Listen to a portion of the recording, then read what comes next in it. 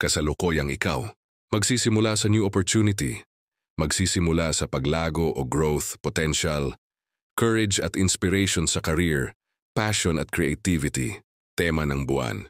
Nauugnay sa pag-iisa o kalungkutan, soul searching, introspection o paghahanap ng sarili, seeking deeper understanding, seeking wisdom at inner guidance ngayon February.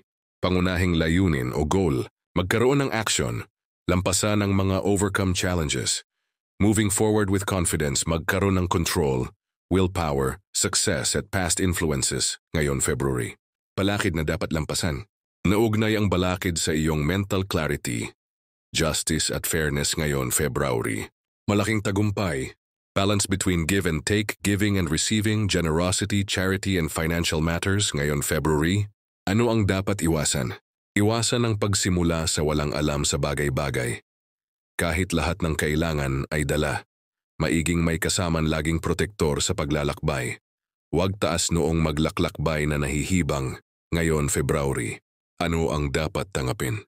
Mga inspiration, mga ambition, personal growth planning, mga contemplation, decision-making, future planning, mga progress, decision, discovery, long-term vision at power ngayon February. Saan makakahanap ng suporta? Mag-iipon ng pera para sa suporta. Mag-iipon para sa kakulangan o scarcity. Maging conservatism. Magkaroon ng lakas o power at magkaroon ng security ngayon February.